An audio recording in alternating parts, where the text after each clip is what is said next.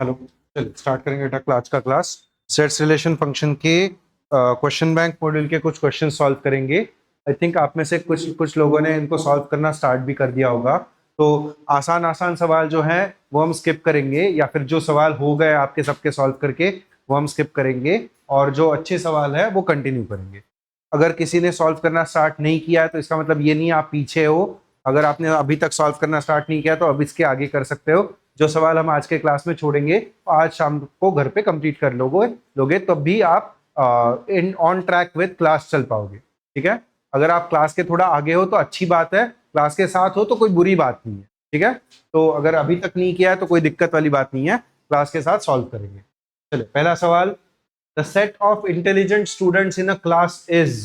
इस वाले क्लास में तो नल सेट होगा वो, इस वाले क्लास का आंसर तो नल सेट होगा। इसका मतलब क्या है, इस वाले क्लास में कोई भी इंटेलिजेंट स्टूडेंट नहीं है। बट ये मैंने डिसाइड कैसे किया? क्या इंटेलिजेंस मेजर करने का कोई पैरामीटर होता है? कोई पैरामीटर नहीं होता। हाँ, मार्क्स वगैरह आप देख सकते हो, but that is not a sign of intelligence. Intelligence का कोई साइन नहीं होता ऐसे मेजर करने का। It is not a measurable quantity. तो इसका set is not a well defined collection. ये बात समझ में आ गई सबको? अगर आप इसका कोई डेफिनेशन ही नहीं दे सकते, इंटेलिजेंस का क्या डेफिनेशन है? हाँ, फाइनाइट कैसे होगा? फाइनाइट सेट तब होगा जब वो डिफाइंड होगा ना। अगर मैं बोलूं कि इस क्लास में कितने नंबर ऑफ स्टूडेंट्स हैं जो इंटेलिजेंट है, तो आप शायद बोलोगे मैं फिजिक्स में इंटेलिजेंट हूँ, ये बच्चा बोलेगा मैं मैथ्स में इंटेलिजेंट हूँ, कोई अलग बोलेगा नहीं मेरा तो आर्टिस्टिक फील्ड में मुझे इंटरेस्ट है, मैं उसमें इंटेलिजेंट हूँ। क्या आप इंटेलिजेंस डिफाइन कर सकते हैं? नहीं, तो it is not a well defined set ना। अगर आप ऐसे पूछते the set of students scoring 90% marks, तब वो वेल डिफाइंड सेट होता, क्योंकि फिर उसको डेफिनेशन आ जाती 90% के ऊपर कौन है और नीचे कौन है, तो फिर वो वेल डिफाइंड सेट होता, वो फाइनाइट हो जाता। ठीक है, बट अगर आपकी डेफिनेशन ही क्लियर नहीं है तो it is not a well defined set. It can never be a set. In fact set के लिए कोई डेफिनेशन ही नहीं है तो वो सेट कैसे बना? ठीक है, आगे, which of the following is the empty set? हाँ, एम्प्टी सेट के लिए एक एक करके देखेंगे। पहला option, x is a real number and x square minus one equal to zero. तो इसका सॉल्यूशन क्या आएगा? X square equal to one या फिर x equal to plus minus one, दोनों अलाउड है। तो क्या ये एम्प्टी सेट हुआ? इसके दो एलिमेंट्स आ गए, तो ये एम्प्टी सेट नहीं हुआ। दूसरा, real number x square plus one equal to zero, यहां से आ जाएगा x square equal to minus one. क्या इसका कोई सॉल्यूशन होता है? परफेक्ट स्क्वायर हमेशा या तो जीरो होगा या पॉजिटिव होगा, ये नेगेटिव दे रहा है, मतलब इसका कोई सॉल्यूशन एग्जिस्ट नहीं करेगा। एज ऑफ नाउ नहीं करेगा, कॉम्प्लेक्स नंबर में करने लगेगा, लेकिन वो आगे आने वाला चैप्टर है, तब हम उसको और डिटेल में समझेंगे। x is a real number and ये सेम ही चीज है, यहां से x की वैल्यू क्या आएगी डायरेक्टली बताएंगे, प्लस माइनस थ्री, और यहां से x square minus x minus two equal to zero. इसको फैक्टराइज किया जा सकता है, x minus two x plus one equal to zero. तो यहां से x की क्या क्या वैल्यूज आ गई, या तो टू या माइनस वन, तो ये दोनों वैल्यूज आ गई, तो ये भी नल सेट नहीं बन पाया। सही है, तो आंसर होगा केवल ऑप्शन बॉम्बे। समझा है सबको? डेफिनेशन से हमने इक्वेशन सॉल्व किए और उससे x की अगर कोई वैल्यू आ रही है तो वो फाइनाइट सेट होगा, अगर नहीं आ रही है तो वो नल सेट होगा। आगे, दो सेट दिए हैं a और x, then which of the following statement is correct? हाँ, a के ऊपर ये c पता है ना सबको क्या होता है? कॉम्प्लीमेंट। सेट के अंदर के वो सारे एलिमेंट्स छोड़ के यूनिवर्सल सेट के बाकी के सारे एलिमेंट्स। तो जीरो इस सेट के पहले तो ए कॉम्प्लीमेंट लिख लेते हैं। ए कॉम्प्लीमेंट क्या होगा? 2 3 4 को छोड़ के 0 एंड 1, यही होगा ए कॉम्प्लीमेंट। तो 5 set is a sub belongs to A complement with respect to x. ये बात सही है? A complement 5 belongs to A complement, 5 मतलब नल सेट। क्या इसका आंसर नल सेट है? ये ऑप्शन गलत हो जाएगा। Zero is a subset of A complement. Again zero का मतलब क्या है? Null set. क्या वो ए कॉम्प्लीमेंट का सबसेट होगा? नहीं। हाँ, ये हो जाएगा, ये नहीं होगा। दोनों में अंतर समझ में आ रहा है? अगर इसके आजू बाजू में करली ब्रैकेट होते तो वो सेट का एलिमेंट जीरो बनता। अगर डायरेक्टली जीरो लिख लिया तो वो तो नल सेट हो गया ना, जीरो का मतलब क्या है, कुछ भी नहीं, ऐसा सेट जो कुछ भी नहीं है, नल सेट। तो null set is a subset of A complement, ये होगा नहीं होगा ना, फिर का subset zero belongs to A complement with respect to x. तो इसमें और इसमें अंतर क्या है, अच्छा वो बिलोंग्स टू है और ये सबसेट है, तो ये सेट ए कॉम्प्लीमेंट का सबसेट है, zero belongs to a set of zero belongs to A complement, ये गलत है ना। अगर अगर ये सही होना होता तो इसको ऐसे लिखना पड़ता, zero belongs to A complement, तो ये एलिमेंट उस कॉम्प्लीमेंट का सेट है, बट ये सेट खुद एक सेट का पार्ट होगा क्या, नहीं। समझा है दोनों का अंतर।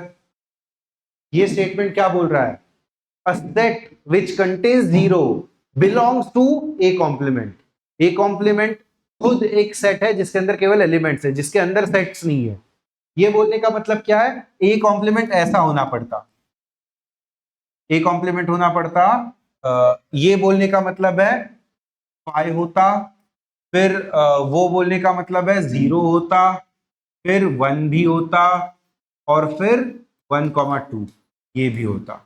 ये सेट ए कॉम्प्लीमेंट नहीं है, ए कॉम्प्लीमेंट ये वाला सेट है, और अगर ये स्टेटमेंट को आप सही समझ रहे हो तो वो ये वाला एलिमेंट हो जाएगा। समझ में आ रहा है, क्या ये सही तरीका है ए कॉम्प्लीमेंट को लिखने का, ये सही तरीका है। तो ए कॉम्प्लीमेंट का एलिमेंट जीरो है, इसलिए subset with zero is true, ठीक है, but element set with an element is not a subset, is not belonging to that set.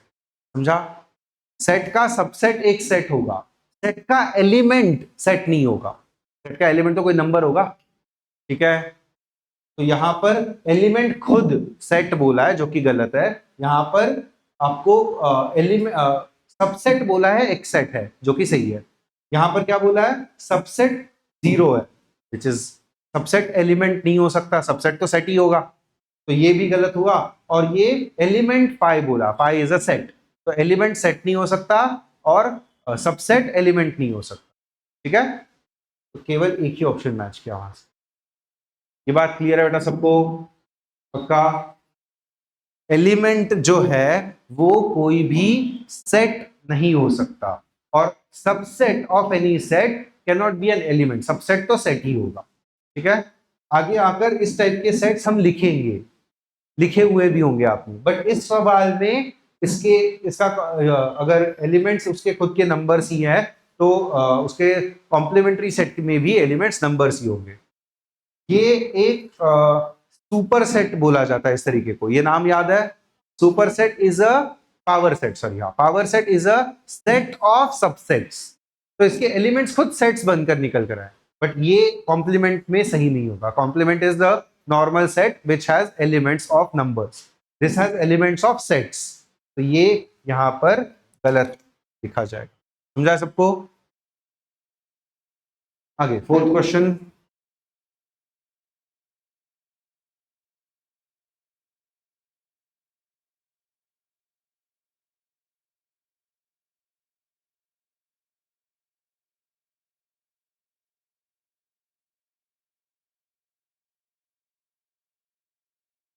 n is the universal set, उसको नेचुरल नंबर्स के जैसे समझ लो।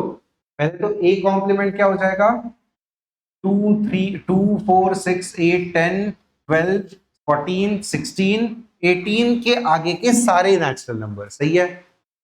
18 से आगे फिर 19, 20 सब सब नंबर्स चलेंगे, तो ये ए कॉम्प्लीमेंट हो जाएगा। ए यूनियन बी लिखता है सबसे पहले, ए यूनियन बी लिखना थोड़ा सा आसान है, 1 है, 2 है, फिर 3 है, फिर 4 है, फिर 5 है, यहाँ पर 6 आ जाएगा, ऐसे चलते चलते 17 भी होगा और 18 भी होगा। तो ए यूनियन बी लिखा जाएगा, A union B will be a set from 1 to 18, सही है। इसका इंटरसेक्शन मुझे किसके साथ चाहिए, इसका इंटरसेक्शन मुझे चाहिए बी कॉम्प्लीमेंट के साथ, तो इसका इंटरसेक्शन करेंगे बी कॉम्प्लीमेंट। बी कॉम्प्लीमेंट क्या होगा, 1, 3, 5, 7 अप टू 17, क्या इतना ही होगा, नहीं, इसके आगे के सारे नंबर्स भी तो होंगे अप टू इंफिनिटी, क्योंकि n is the universal set ना, यूनिवर्सल सेट में से बी हटा दोगे तो ही आपको बी कॉम्प्लीमेंट मिलेगा। ऑल नेचुरल नंबर्स में से बी के एलिमेंट्स हटा दिए, 18 तक के सारे इवन नंबर्स हट गए, ऑड नंबर्स बचे, लेकिन 19 के आगे के तो सारे नंबर एनीवे बचे, तो वो भी लिखे जाएंगे। क्या ये गलती नहीं करेंगे। तो ये बी कॉम्प्लीमेंट का इन दोनों का इंटरसेक्शन देखना है। क्या होगा इन दोनों का इंटरसेक्शन? 1 है, 2 नहीं है, 3 है, 4 नहीं है, 5 है, तो 1 3 5 7 कब कहां तक? 18 नहीं होगा तो 17 तक इन दोनों का इंटरसेक्शन आ जाएगा। इसकी वैल्यू हो जाएगी 1 3 5 अप टू 17। 18 नहीं है, 19 के आगे उधर है, इधर नहीं है, तो यही आपका इतना पार्ट हो गया। ये खुद क्या है? 1 3 5 अप टू 17 खुद ए है, तो ये पूरा number A complement union A बन जाएगा। ए कॉम्प्लीमेंट यूनियन ए क्या होता है? एक सेट जिसका यूनियन कर रहे हो उसके अलावा सारे नंबर्स के साथ। तो बचा क्या? नहीं, दोनों इंटरसेक्शन 0 होगा, यूनियन क्या होगा? पूरा का पूरा। अगर आपको ऐसे समझ में नहीं आ रहा तो वेन डायग्राम से देखिए, ये ए है, ये ए कॉम्प्लीमेंट है, इन दोनों का यूनियन क्या होगा? पूरा का पूरा universal set which is an. तो आंसर क्या आ जाएगा? बॉम्बे। आ रहा है? समझा सबको? इस क्लासरूम में बैठे हुए बच्चे ए सेट है, इसका कॉम्प्लीमेंट क्या होगा? क्लासरूम के बाहर के बच्चे। तो दोनों का यूनियन क्या होगा? अंदर के बच्चे प्लस बाहर के बच्चे, मतलब सारे ही बच्चे हो गए। तो ऑल नेचुरल नंबर्स उसका यूनिवर्सल सेट होगा, और वही आपका ए यूनियन ए कॉम्प्लीमेंट का आंसर है। ठीक है, आगे।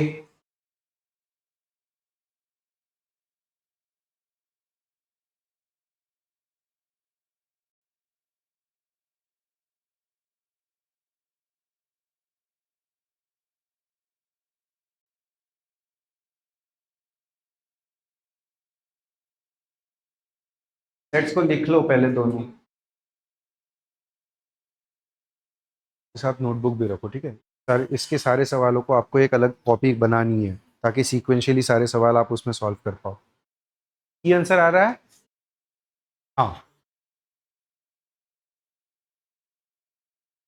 ए वाले सेट के सारे एलिमेंट्स पहले लिख लो। क्या होंगे वो? 3 6 9 12 15 18 21 24 27 30, और ये चलता जाएगा। ऐसे ही बी के अगर आप एलिमेंट्स लिखोगे वो होंगे 5 10 15 20 25 30, और ये भी चलता जाएगा। तो सबसे पहला कॉमन एलिमेंट है 15, अगला कॉमन एलिमेंट है 30। इसका अगला कॉमन एलिमेंट दिख रहा है 45 ही आना है, ठीक है। तो बिकॉज इसका एलसीएम इसका डिफरेंस 3 का है और इसका डिफरेंस 5 का है, दोनों का जब आप इंटरसेक्शन देखोगे उनका जो डिफरेंस आएगा वो दोनों के एलसीएम के बराबर आएगा। तो पहले का डिफरेंस 3, इसका डिफरेंस 5, इंटरसेक्शन के लिए 15, तो वो हो जाएगा 15 30 45 इस नंबर्स का सेट, अप टू इंफिनिटी जाएगा। इसका आंसर ए आ रहा है। y union 1,2 is this. तो y की वैल्यू क्या होगी? The smallest set of y, y खुद हो सकता है 1 2, ये दोनों ऑप्शनल है, होंगे भी नहीं होंगे फर्क नहीं पड़ता, 3 5 9 होने ही चाहिए, ठीक है। तो स्मॉलेस्ट सेट 3 5 9 का होगा, तो आगरा ऑप्शन सही हो गया। The smallest set of y is, तो आगरा सही है तो बॉम्बे गलत है। लार्जेस्ट सेट इज 1 2 3 5, नहीं, लार्जेस्ट सेट तो 1 2 3 5 9 का होगा, तो चेन्नई दिल्ली दोनों गलत है, होगा आगरा। समझा? यूनियन में ये नंबर्स रिपीट होंगे तो कोई फर्क नहीं पड़ेगा, दोनों में से किसी एक से भी आप उठा लोगे तो भी चल जाएगा। तो मिनिमम 3 5 9 तो होने ही चाहिए, ये दोनों हो भी सकता है नहीं भी हो सकते, तो मैक्सिमम के लिए दोनों रख दो, मिनिमम के लिए दोनों को हटा दो। आ रहा आंसर? चले आगे। 7th का आंसर दिल्ली। आपको पूछा है A union B intersection C, इसको शुरुआत हमेशा अंदर वाले एलिमेंट से करेंगे, ठीक है। इस टाइप के सवालों की शुरुआत हमेशा अंदर वाले एलिमेंट से करते हैं। जो भी आंसर होगा चेक कर लेंगे, आपका अगर आ गया है तो आप अगले वाले सवाल पर भी जा सकते हैं, आपके पास प्रिंटेड है मटेरियल। बी इंटरसेक्शन सी क्या होगा? कौन कौन से एलिमेंट्स कॉमन है? 3, बी इंटरसेक्शन सी, सॉरी, ये 4 एलिमेंट कॉमन है, तो जो अंडरलाइन किया हुआ है वो केवल 4 ही आएगा, 3 है ही नहीं वहां पर। ए यूनियन दिस, तो ए का 1 2 3 और इसका 4, तो फाइनल आंसर क्या हो जाएगा 1 2 3 और उसका 4, तो ये फाइनल आंसर ऑप्शन चलनी होगी। आ रहा है, दोनों इंटरसेक्शन देख लिए तो आंसर दिल्ली आ गया होगा। चले अगले सवाल पर, आ गया सबका आंसर? कोई है जिसको ये स्ट्रगल हो रहा है, जिसको ये सवाल नहीं आ रहा है पीछे? आ रहे हैं? चेहरा तो नहीं बोल रहा है आपका, आपका चेहरा पक्के से बोल रहा है आपको कुछ हवा नहीं लग रही है। लास्ट बेंच, हाँ आ रहा है पक्का, थोड़ा थोड़ा। अब और थोड़ा सा अगर मैं खुरेद के पूछूंगा तो बोल दोगे कि सर कुछ समझ में नहीं आ रहा। शुरुआत में हाँ आ रहा है पर थे, 2 सेकंड के बाद आ गए नहीं सर थोड़ा बहुत आ रहा है, थोड़े टाइम के बाद बोलोगे कुछ भी नहीं समझ में आ रहा। जब भी डाउट हो बेझिझक पूछो, आपको एनकरेज किया जाएगा डाउट्स पूछने के लिए, कभी आपको मना नहीं किया जाएगा, जितना टाइम आपको रिक्वायर्ड है दिया जाएगा क्लास में, ठीक है? अगर कुछ भी डाउट आ रहा है तो पूछ लो, और अगर नहीं पूछोगे तो आपका नुकसान है, हमारा तो कोई नुकसान नहीं, हमने 5 साल से पढ़ा रहे हैं, हमें तो आता है सब कुछ। जो जिनको आ रहा है वो आगे बढ़ जाएंगे, नुकसान आपका ही होगा अगर आप नहीं पूछोगे, ठीक है? और हम यहाँ पर ज्यादा से ज्यादा कोशिश कर रहे हैं कि आपका नुकसान ना हो, तो आपकी भी उतनी जिम्मेदारी है, जब भी नहीं आ रहा है आपको पूछना हो। अगले सवाल पर आएंगे, उसी सवाल में पूछा गया ये आर एनी टू सेट्स, अच्छा कोई भी दो सेट है ए इंटरसेक्शन बी, इसको वेन डायग्राम से करते हैं फिर। ये ए सेट है, ये बी सेट है, ए इंटरसेक्शन बी इतना होगा, सही है? अंडरलाइन किया हुआ पार्ट इतना है, A union of that, A plus that, ये ए के ही बराबर आ जाएगा ना, आंसर होगा ऑप्शन दिल्ली। ए कॉम्प्लीमेंट है ना वो, ये वाला, ये वाला, ठीक है? हाँ, 9th क्वेश्चन करेंगे, 1 2 3 4 2 3 5 6 3 4 6 7, ठीक है? एक एक करके सारे ऑप्शंस को चेक करना होगा, थोड़ा सा लंबा जाएगा सवाल लेकिन करेंगे सॉल्व। बी इंटरसेक्शन सी क्या होगा? बी इंटरसेक्शन सी 2 3 5 6, 2 3 होगा, 5 नहीं है, 6 होगा, 3 एंड 6 आएगा, तो ये आ जाएगा 3,6 का सेट, ए में से माइनस, ए क्या है 1 2 3 4, तो इसमें से अगर ये माइनस कर दिया तो केवल 3 माइनस होगा, 6 तो है ही नहीं सब्ट्रैक्ट होने को, तो क्या बचा 1 2 4 बचा, तो ये सही होगा क्या? डी आ गया ना 2 के जगह पर, पहला ऑप्शन गलत हो गया। दूसरा ऑप्शन चेक करेंगे, बी इंटरसेक्शन सी अभी निकाला था, वो था 3,6, ए माइनस ऑफ दैट, हाँ वो तो सेम ही चीज है, तो 1 2 4 आ गया, तो आगरा गलत और बॉम्बे सही हो गया, सही है? इन दोनों में चेक करेंगे, बी यूनियन सी क्या होगा, 2 3 5 6, 2 3 4 5 6 7, ये आएगा B union C, B union C लिखा जाएगा 2 3 4 5 6 7, सही है ये?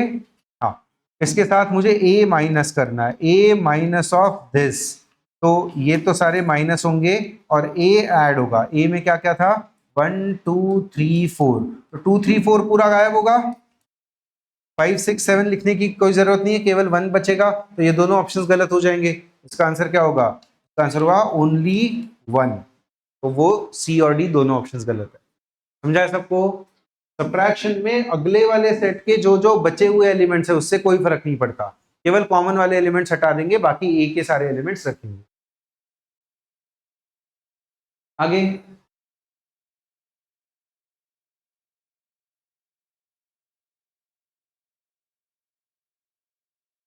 मैनी टू वन 1 to 1 देखा है ना हमने, ग्राफ बनाया हुआ है मॉडेक्स का ग्राफ बनाया है ना, क्यों नहीं बनाया?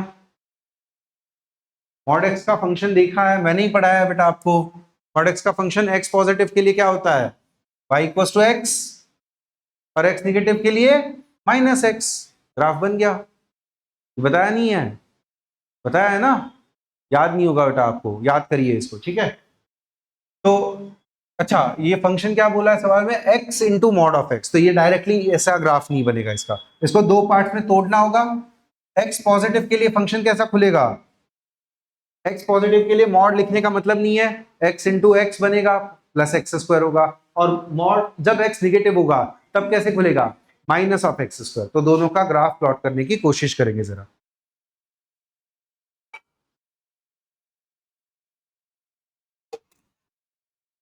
क्वाड्रेटिक का ग्राफ प्लॉट किया हुआ है हमने, ऐसा था क्वाड्रेटिक का ग्राफ, पैराबोलिक शेप का इस तरीके का ग्राफ था। तो y equal to x square, जब x पॉजिटिव होगा तब ये ग्राफ बनेगा, और माइनस एक्स स्क्वायर पर ग्राफ कैसा बनेगा, ऊपर। ये तो y equal to x square का ही ग्राफ है, हर x पर अगर एक और माइनस लगा दोगे तो सेम ग्राफ नीचे नहीं बन जाएगा। लॉजिकली सोचो, मॉड x हमेशा पॉजिटिव होगा, बट ये बाहर का x और x लेस देन 0 निगेटिव होगा। नेगेटिव इंटू पॉजिटिव क्या होगा, तो ये ग्राफ नीचे ही तो उतरना चाहिए, ऊपर कैसे जा सकता है, जा। हाँ, टैन का ग्राफ थोड़ा सा शेप में अलग होगा, क्योंकि टैन का ग्राफ ये एक एसिम्पटोट पर ऐसा जाता है ना, पैराबोला का ग्राफ ऐसे इन्फिनिटी तक चलता जाएगा, ठीक है। ये दिखने में ऐसे दिख रहा है आपको कि ये ऊपर बढ़ रहा है, तो ऐसे टेढ़ा जाता जाएगा, ठीक है। थोड़ा सा अलग है, बट हाँ शेप सिमिलर है। तो इस वाले शेप में किसी भी पर्टिकुलर x के लिए एक ही वैल्यू आ रही है y की, तो ये 1 to 1 हुआ या many to 1 हुआ, ये 1 to 1 हो गया। ये बात समझ में आ रही है ना। 1 to 1 कैसे चेक करते हैं, इसमें ग्राफ बनाइए और एक कोई भी हॉरिजॉन्टल लाइन ड्रॉ करिए, कहीं पर भी मल्टीपल हॉरिजॉन्टल लाइंस मैंने ड्रॉ कर दी। अगर इस हॉरिजॉन्टल लाइन को कोई भी ग्राफ का फंक्शन इस तरीके से कट कर रहा है, तो ग्रीन के दो अलग अलग एक्स पे सेम वाई की वैल्यू आ गई, मतलब वो 1 to 1 बनाया, मैनी टू 1 बना, मैनी टू 1, ठीक है। तो फॉर द गिवन ग्राफ क्या वो सिचुएशन हो रही है, तो ये ग्राफ 1 to 1 होगा, 1 to 1। अच्छा, ऑन टू और इनटू भी चेक करना है। फंक्शन कहां से कहां पर डिफाइंड है, -1 से +1 पर, ठीक है। a टू a डिफाइंड है ना, तो -1 पर यहां पर वैल्यू होगी, ये +1 पर वैल्यू होगी। x इक्वल टू -1 पे फंक्शन की वैल्यू कितनी, -1 इंटू मॉड ऑफ -1, -1। तो ये वाली जो वैल्यू होगी, ये वाली वैल्यू हो जाएगी -1, और x इक्वल टू +1 पे फंक्शन की वैल्यू कितनी होगी, 1 इंटू 1, 1। तो ये वाली वैल्यू हो जाएगी +1। तो फंक्शन का ग्राफ कहां से कहां तक जा रहा है, x इक्वल टू -1 से x इक्वल टू +1 तो जा ही रहा है, ऑल डोमेन के एलिमेंट्स। लेकिन रेंज में भी या फिर कोडोमेन में भी -1 से +1 तक जा रहा है। आपका कोडोमेन भी -1 से +1 ही है, तो कोडोमेन इक्वल टू रेंज नहीं हो गई। फंक्शन कैसा बना, ऑन टू या इनटू, ऑन टू। तो आंसर क्या होगा finally, 1 to 1 onto function. Clear है। ये थोड़ा सा अलग सवाल है, इसमें ग्राफ प्लॉटिंग यूज होगी, ठीक है। बना पाएंगे ऐसे ग्राफ। अगला सवाल, function is defined from real number to real number and function is cubic function है, ठीक है। इसका भी ग्राफ प्लॉट कर सकते हैं। रूट्स कहां कहां पर है इसके, x-1, x-2, x-3 फैक्टर्स हैं, तो रूट्स 1, 2 और 3 आएंगे, उनको प्लॉट कर लो। ये 1, ये 2 और ये 3, ठीक है। क्यूबिक फंक्शन का ग्राफ प्लॉट किया है इससे पहले आपने, नहीं किया है, चलिए उसको भी जरा समझ लेंगे। ax³ plus bx² plus cx+d कोई भी जनरल क्यूबिक फंक्शन है। अगर लीडिंग कोएफिशिएंट मतलब x³ का कोएफिशिएंट अगर पॉजिटिव हुआ, तो x इक्वल टू -∞ पे ये वैल्यू क्या देगा, ये a की वैल्यू मान लो पॉजिटिव है, ठीक है। तो x इक्वल टू -∞ पे ये नंबर बहुत बड़ा नेगेटिव नंबर होगा, उसके सामने बाकी के नंबर्स बहुत छोटे होंगे। 1000 का क्यूब के सामने 1000 का स्क्वायर बहुत छोटा होगा, उसको किसी भी नंबर से मल्टीप्लाई कर दो, कितने भी कोई भी नंबर हो सकता है, कोई भी उसका कोएफिशिएंट हो सकता है। बट x³ जब आप -∞ को अप्रोच करोगे, बहुत बड़े नंबर को अप्रोच करोगे, तो x³ will be definitely much more than x² और x एंड कांस्टेंट, इन सब से वो नंबर बहुत बड़ा होगा और नेगेटिव होगा। तो x इक्वल टू -∞ पे क्यूबिक फंक्शन अगर लीडिंग कोएफिशिएंट पॉजिटिव है, तो किसको अप्रोच करेगा, -∞। शुरुआती -∞ से कर रहा था, तो यहां से कहीं से -∞ से वो ग्राफ शुरू करेगा, ठीक है। x going to -∞, y also going to -∞, यहां से ग्राफ शुरू हुआ, धीरे धीरे बढ़ते जाएगा, क्योंकि उसको यहां पर आकर टच करना है। ये तो रूट हो गया ना x इक्वल टू +1 का गिवन फंक्शन का, इसके जो भी रूट्स होंगे वहां पर वो टच करेगा, कोई बात नहीं। तो ये आएगा ऊपर इस तरीके से, ये थोड़ा सा पास में बना देता हूं, यहां से ऐसे ऊपर आएगा, ठीक है। अब इसके आगे क्या होगा, जाएगा तो ऐसे ही ऊपर, क्योंकि रूट के पहले अगर वैल्यू निगेटिव होती है तो बाद में पॉजिटिव भी हो जाएगी, तो ये ऊपर जाएगा। लेकिन फिर से वहां पर वापस यहां पर आना है तो घूम के कहीं पर नीचे भी आएगा, सेम कंडीशन यहां पर भी होगी, घूम के वापस यहां पर आ जाएगा। अब इसके आगे इंफिनिटी तक जा रहा है, x equal to plus infinity पर फिर से सेम लॉजिक, ये प्लस इंफिनिटी का क्यूब आगे के सारे नंबर से बहुत बड़ा होगा और वो पॉजिटिव होगा, तो ये अब प्लस इंफिनिटी को अप्रोच करने लगेगा। तो क्यूबिक ग्राफ हमेशा इस शेप का आता है। क्वाड्रेटिक ग्राफ ऐसा आता है अगर क्वाड्रेटिक का लीडिंग कोएफिशिएंट पॉजिटिव हो। क्वाड्रेटिक का लीडिंग कोएफिशिएंट अगर निगेटिव होगा, एक्स स्क्वायर का कोएफिशिएंट अगर माइनस में है, तो ये ऐसे आता है। तो सिमिलरली बताइए, क्यूबिक फंक्शन का लीडिंग कोएफिशिएंट अगर निगेटिव हुआ तो क्या होगा, ये मिरर इमेज बन जाएगा। जो माइनस इंफिनिटी को जा रहा था वो अभी प्लस इंफिनिटी को जाएगा, जो प्लस इंफिनिटी को जा रहा था वो माइनस इंफिनिटी को। तो अब ये ग्राफ कुछ इस तरीके से बने। ये किसके लिए, जब लीडिंग कोएफिशिएंट नेगेटिव है, लीडिंग कोएफिशिएंट पॉजिटिव है, दोनों ग्राफ क्यूबिक के, leading coefficient positive quadratic, leading coefficient negative quadratic. समझा है सबको, ग्राफ प्लॉट कर पाएंगे। तो इसी कॉन्सेप्ट को जरा इस सवाल में अगर हम लगाएंगे, तो इस सवाल में हमने ग्राफ ऑलरेडी इसी लॉजिक से प्लॉट कर दिया इस तरीके से। अब देखते हैं क्या ये फंक्शन 1 to 1 है, ऑन टू है वगैरह सब चीजें। तो अगेन 1 to 1 चेक करने के लिए क्या कंडीशन बताई थी मैंने, हॉरिजॉन्टल लाइंस ड्रॉ कर लो। तो किसी भी जनरल पॉइंट पर अगर मैंने एक हॉरिजॉन्टल लाइन प्लॉट कर दी, तो for multiple values of x y की सेम वैल्यूज आ रही है, क्या ये 1 to 1 हुआ, ये मेनी टू 1 हुआ। अलग अलग वैल्यूज ऑफ एक्स के लिए सेम वैल्यू ऑफ वाई आ रहा है, तो ये 1 to 1 तो नहीं हुआ, तो ये ऑप्शन गलत है। ये ठीक हो सकता है, both 1 to 1 and onto, ये भी ऑप्शन गलत हो गया, नीदर 1 to 1। तो बॉम्बे या फिर दिल्ली में से कोई ना कोई एक आंसर होगा। अच्छा, इसकी रेंज कहां पर, कोडोमेन कहां तक है, ऑल रियल नंबर्स। और इसकी रेंज देखो, ये प्लस इंफिनिटी तक जा रहा है और शुरुआत कहां से कर रहा है, तो minus infinity to plus infinity, बीच में कहीं पर ऊपर नीचे होकर कंटिन्यूअस ग्राफ जा रहा है, तो रेंज इसकी minus infinity to plus infinity होगी, मतलब ऑल रियल नंबर होगी। क्या ये ऑन टू हुआ, ऑन टू का मतलब क्या, रेंज पूरी की पूरी उसकी कवर होनी चाहिए, रेंज है ऑल रियल नंबर, क्या वो कवर हो रही है, तो वो ऑन टू हुआ या नहीं हुआ, हो गया। तो फंक्शन होगा onto but not 1 to 1, which is option Bombay. समझा है सबको, पक्का। ऑन टू फंक्शन कैसे चेक करें, किया जाएगा, कोडोमेन की जो भी वैल्यूज है वो सारी की सारी वैल्यूज ग्राफ में या फिर सवाल के वैल्यूज में आनी चाहिए। और 1 to 1 कैसे चेक किया जाएगा, वो तो ज्यादा आसान है, एक हॉरिजॉन्टल लाइन ड्रॉ कर दो, हॉरिजॉन्टल लाइन पर अगर वो ग्राफ को मल्टीपल पॉइंट्स पर कट कर रही है तो वो 1 to 1 नहीं होगा, सिंगल पॉइंट पर कट कर रही है तो वो 1 to 1 होगा। अच्छा, इसमें भी अगर आप यहां पर लाइन ड्रॉ करोगे तो ये 1 to 1 दिखाई देगा, बट क्या वो एक्चुअली में है, नहीं है ना। इतने डोमेन में है, इसके आगे है, लेकिन पूरे के पूरे डोमेन में नहीं है, तो आपको स्ट्रेटेजिकली वो लाइन ड्रॉ करनी होगी। जो भी आप हॉरिजॉन्टल लाइन ड्रॉ कर रहे हो वो आपको स्ट्रेटेजिकली ऐसे जगह पर ड्रॉ करनी होगी कि वो आपको 1 to 1 है या नहीं है बता पाए, ठीक है। नहीं तो यहां पर ड्रॉ कर लोगे तो आप कंक्लूड कर दोगे 1 to 1 है, जो कि गलत हो जाएगा। समझा, वो दिख जाएगा ग्राफ में, सरासर दिख जाएगा, वो लाइन तो आपको शुरुआत में केवल समझने के लिए बना रहा है। क्या ये ग्राफ 1 to 1 होगा, नहीं होगा। क्या ये ग्राफ 1 to 1 होगा, क्या ये ग्राफ 1 to 1 होगा, क्या ये ग्राफ 1 to 1 होगा, हाँ। क्या ये ग्राफ 1 to 1 होगा, क्या ये वाला ग्राफ 1 to 1 होगा।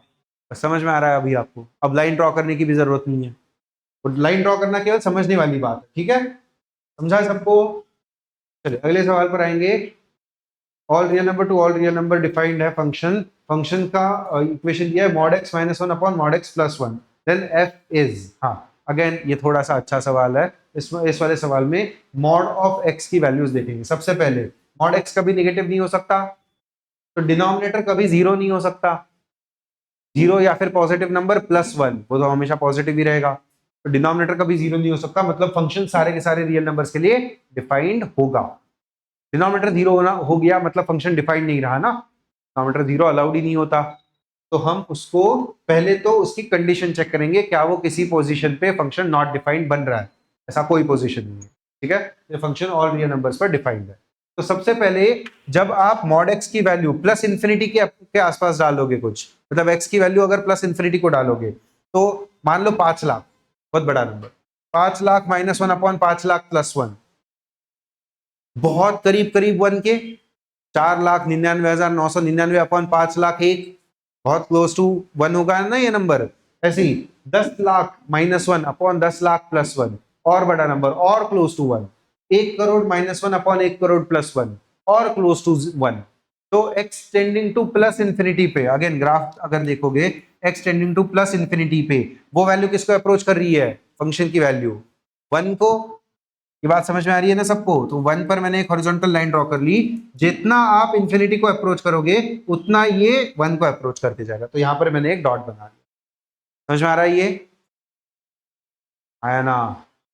पक्का? एक स्पेशल पॉइंट है x इक्वल टू प्लस 1 और x इक्वल टू माइनस 1, वहां पर फंक्शन की वैल्यू कितनी है?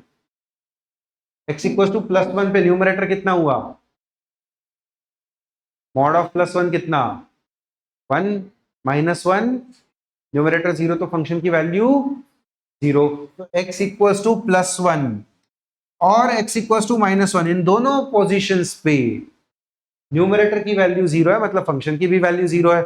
मतलब ये ग्राफ ऐसे कुछ उतरते उतरते यहां तक आना चाहिए, सही है। जब x की वैल्यू 0 होगी तो इसकी वैल्यू कितनी हो जाएगी, mod 0 0 minus 1 upon mod 0 plus 1, तो माइनस 1 अपॉन प्लस 1, वैल्यू कितनी, माइनस 1। तो x इक्वल टू 0 पे उसकी वैल्यू है माइनस 1, ये एक पॉइंट हो गया। और x equal to minus infinity अगर इनपुट करोगे तो भी सेम ही नंबर, माइनस 10 लाख का mod 10 lakh, 10 lakh minus 1 upon 10 lakh plus 1, again 1 को अप्रोच करेगा। तो यहां पर फिर से माइनस इन्फिनिटी पर ये 1 को अप्रोच कर रहा है, इस तरीके से, ठीक है। ये क्रिटिकल पॉइंट्स हो गए ग्राफ के, सारे अच्छे अच्छे पॉइंट्स। अब इनको ज्वाइन करके मैं ग्राफ बना सकता हूं, ऐसा कुछ ग्राफ बनाइए। समझ में आया? क्या इसके नीचे वैल्यू जा सकती है उसकी? ध्यान से देखिए, मॉड एक्स माइनस 1 की वैल्यू जब जब न्यूमरेटर घटता जाएगा, मिनिमम कितना हो सकता है न्यूमरेटर, प्लस 1, और डिनोमिनेटर मिनिमम हो सकता है माइनस 1, सॉरी न्यूमरेटर माइनस 1 और डिनोमिनेटर मैक्सिमम, डिनोमिनेटर मिनिमम हो सकता है प्लस 1। तो जब वो मिनिमम वाले सिचुएशन पर आएगा तब उसकी वैल्यू माइनस 1 अपॉन प्लस 1 ही आएगी। पूरे फंक्शन की मिनिमम वैल्यू माइनस 1 आ रही है, तो माइनस 1 से प्लस 1 के बीच में ही ग्राफ डिफाइंड है। तो क्या ये फंक्शन ऑन टू हुआ? कोडोमेन क्या बोला था, ऑल रियल नंबर्स, लेकिन फंक्शन केवल माइनस 1 से प्लस 1 के बीच में ही रेंज कर लाई कर रहा है, तो ये फंक्शन इनटू हुआ। ऑन टू होने के लिए minus infinity to plus infinity जाना चाहिए था, क्योंकि नहीं जा रहा है, तो ये फंक्शन हो गया इनटू। ऑन टू गलत होगा, नॉट ऑन टू सही है, ऑन टू गलत होगा, ये हो सकता है। हाँ, 1 to 1 है क्या? नहीं है। अगेन स्ट्रेटेजिकली एक लाइन बनाकर देखेंगे इस वाले पोजीशन पर, तो आपको समझ में आएगा ये 1 to 1 भी नहीं है। तो आंसर क्या होगा, neither 1 to 1 nor onto. समझ में आ रहा है? पक्का? बेटा ये सवाल अगर आपको नहीं समझ में आ रहा है तो खुद से वापस घर पर जाकर कंप्लीट करिए, ठीक है। अच्छे सवाल हैं सारे, यहीं से आपको फंक्शंस का बेस बिल्ड होगा। क्वाड्रेटिक कहाँ पर है इसमें, इस वाले एक्सरसाइज में क्वाड्रेटिक है ही नहीं क्या? ये कितना है, 13 चल रहा है ना? ठीक ठीक, लॉगरिथम हो गया है पढ़ा के। हाँ, ये एक सवाल 13 वाला अभी सिमिलर टाइप का सवाल है, ये होमवर्क में कंप्लीट कर लेंगे, ठीक है। 14 वाले पर आएंगे, अलग टाइप के सवाल करेंगे थोड़े से। Next type of questions is domain find करना। इस टाइप के सवाल भी हमने क्लास में किए हुए हैं, थोड़ी और प्रैक्टिस करेंगे उसकी। क्या हो रहा है इस सवाल में, find the domain of the function this. हाँ, क्या फंक्शन के डोमेन निकालने के लिए इंपॉर्टेंट स्टेप क्या होती थी, डिनोमिनेटर 0 नहीं हो सकता। अभी पिछले वाले सवाल में भी हमने वही चेक किया, सबसे पहले डिनोमिनेटर 0 नहीं हो सकता, तो ये डिनोमिनेटर है और ये डिनोमिनेटर, इसके लिए कोई कंडीशन नहीं होगी। ये x square for all real numbers allowed है, क्योंकि एक्स स्क्वायर तो माइनस इन्फिनिटी से प्लस इन्फिनिटी किसी भी नंबर के लिए वैल्यू दे देगा। इसके लिए क्या अलाउड नहीं होगा, x minus 5 can not be equal to 0, तो x can not be equal to 5, ये एक कंडीशन आ गई। और similarly x can not be equal to -7, यहां से दूसरी कंडीशन आ गई। सही है। ये दो नंबर छोड़ के बाकी सारे नंबर्स के लिए आपका फंक्शन डिफाइंड होगा, ये फंक्शन होगा, ये भी होगा और ये वाला भी होगा। सही है। तो तीनों फंक्शन अगर इंडिपेंडेंटली डिफाइंड है तो तीनों का सम भी डिफाइंड होगा। तो आपका आंसर क्या होगा? कैसे? -7 तो आ गया ना उसमें।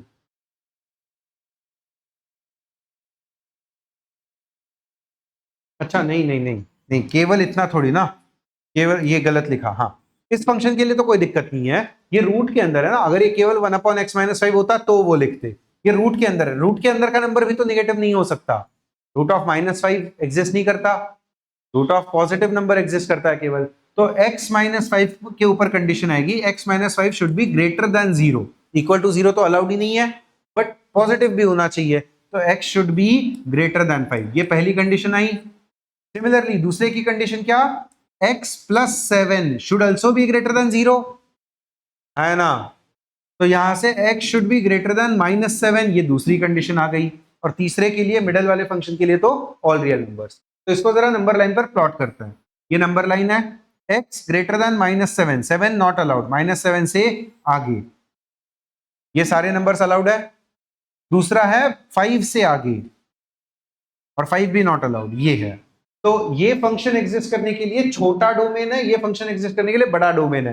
बट इतने इन बिटवीन वाले वैल्यूज के लिए ये फंक्शन तो डिफाइंड हो जाएगा, बट ये फंक्शन डिफाइंड नहीं होगा। तो पूरा का पूरा फंक्शन डिफाइंड नहीं होगा। तो आपको कौन सी कंडीशन देखनी है? इन दोनों का इंटरसेक्शन, ताकि दोनों फंक्शन एक साथ एग्जिस्ट कर पाए। तो दोनों का इंटरसेक्शन क्या है? 5 से इंफिनिटी वाला। 5 कंसिडर्ड या नहीं कंसिडर्ड? नहीं कंसिडर्ड, तो आंसर क्या हो जाएगा? बॉम्बे। समझा? पहले जो लिखा था वो केवल डिनोमिनेटर को 0 करने वाला लिखा था, बट हमने उसमें रूट कंसिडर नहीं किया था। रूट कंसिडर करोगे तो denominator should be only greater than 0, it can not be negative as well. ठीक है, अगला सवाल करेंगे।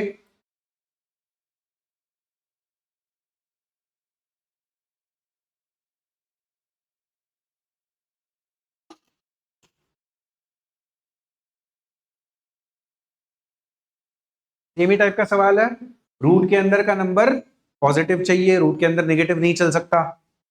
तो पहले 1 minus x should be greater than 0, क्या इसमें इक्वलिटी चलेगी? है ना। इस कंडीशन में इक्वल टू 0 चलेगा या नहीं चलेगा? क्यों? क्योंकि ये अब न्यूमरेटर में है, यहां पर डिनोमिनेटर में था, डिनोमिनेटर 0 अलाउड नहीं होता, बट ये न्यूमरेटर में है, न्यूमरेटर में 0 अलाउड होता है। तो ये इक्वल टू 0 भी चलेगा।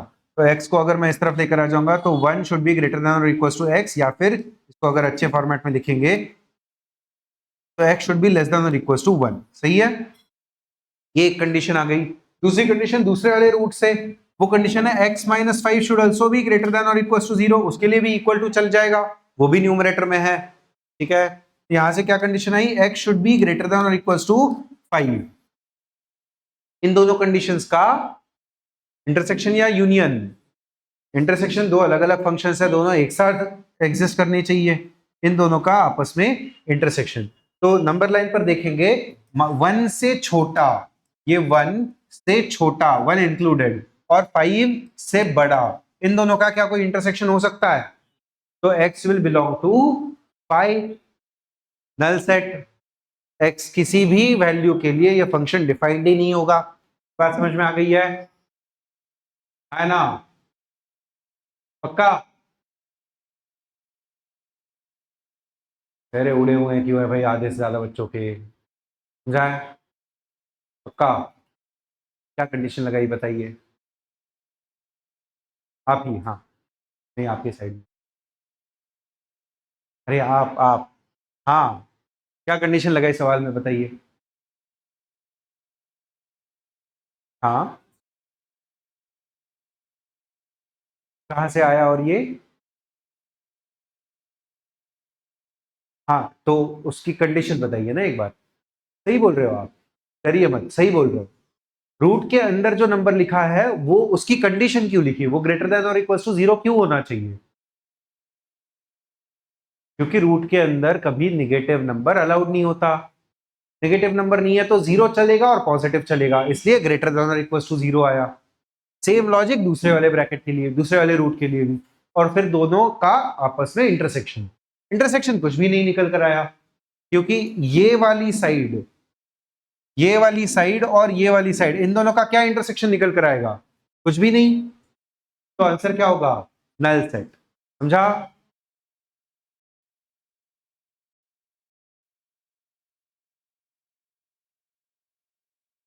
सेम ही तरीका है, रूट के अंदर के नंबर्स को पॉजिटिव लिखना है, बस यहां पर रूट के अंदर एक और रूट है, ठीक है, तो 2 बार वो कंडीशन लगेगी। तो देखेंगे पहले वाले पार्ट को देखेंगे जरा। रूट ऑफ x माइनस 4, पहले तो x should be greater than और इक्वल टू 4। इस वाले पार्ट को अगर देखेंगे सही से तो x 4 से छोटा नहीं चल सकता, ठीक है। फिर उसका जो भी आंसर निकल कर आएगा वो पॉजिटिव निकल कर आएगा। तो ये x minus 3 minus 2 under root of x minus 4, this itself should be greater than और इक्वल टू 0। तो इसके लिए एक और कंडीशन निकल कर आएगी, ये क्वाड्रेटिक निकल कर आएगा। इसका जो सॉल्यूशन होगा और इसका जो सॉल्यूशन होगा, वो दोनों का क्या करना है आपको? यूनियन या इंटरसेक्शन? इंटरसेक्शन या यूनियन। क्यों? एक फंक्शन के अंदर दूसरा फंक्शन है ना, तो जब तक ये सेटिस्फाइड नहीं है तब तक बाहर का सेटिस्फाई होने का मतलब ही नहीं है। तो ये तो स्पेशल केस होगी उसी की, तो इंटरसेक्शन ही हुआ ना। बाहर के फंक्शन का कुछ बड़ा डोमेन, अंदर के फंक्शन का छोटा डोमेन, या अंदर का बड़ा और बाहर का छोटा। तो दोनों फंक्शन डिफाइन होने के लिए कौन सी कंडीशन होगी? जब दोनों का सेम, दोनों का कॉमन एलिमेंट आएगा, तो दोनों का इंटरसेक्शन देखिए। इसको सॉल्व करेंगे अभी। ये नंबर अगर उस तरफ भेज दिया तो x minus 3 should be greater than 2 under root of x minus 4, सही है। स्क्वायर कर देंगे दोनों तरफ, ये क्या आ जाएगा? X square minus 6x plus 9 is greater than और equals to 4x minus 16। Directly multiply करके लिखा है। 2 का square 4 into x minus 4, 4 into x minus 4, 4x minus 16। सबको एक तरफ लेकर आएंगे, ये क्या बनेगा?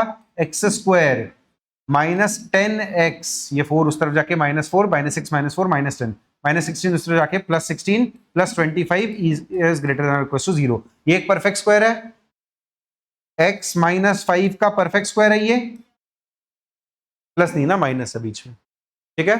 तो x should B x minus 5 into x minus 5 is greater than 0, यही होगा। x माइनस 5 का square should be greater than और इक्वल टू 0, ये तो हमेशा ही होगा ना। एक परफेक्ट स्क्वायर ग्रेटर देन और इक्वल टू 0 कब होगा?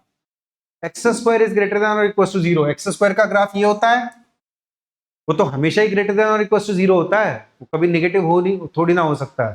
तो सिमिलरली ये वाला भी जो ग्राफ होगा या फिर ये वाला भी जो फंक्शन होगा, x माइनस 5 का whole square is greater than और इक्वल टू 0, ये भी ऑल रियल नंबर के लिए ट्रू है। x की कोई भी वैल्यू डाल के देखो, माइनस 10 डाल के देखो, 5 का स्क्वायर माइनस 5 का स्क्वायर, प्लस 10 डालोगे तो प्लस माइनस 10 डालोगे तो माइनस 15 का स्क्वायर, वो भी पॉजिटिव। कोई भी नंबर डाल के देख लो, ये नंबर पॉजिटिव ही आना है, ठीक है। तो इसका सोल्यूशन क्या आया? All real numbers. और इसका सोल्यूशन आया x ग्रेटर देन और इक्वल टू 4, इन दोनों का आपस में इंटरसेक्शन। क्या आंसर आएगा? यही ऑल रियल नंबर्स का इसके साथ का इंटरसेक्शन, यही तो आएगा।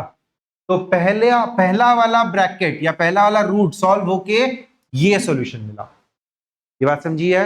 अभी आधा ही सवाल हुआ है, दूसरा वाला ब्रैकेट भी तो बाकी है, दूसरा वाला रूट, उसको भी सॉल्व करेंगे। बट पहले अगर आपने ये कर लिया तो ये बहुत मुश्किल नहीं है। वो क्या सेम ही चीज है क्या?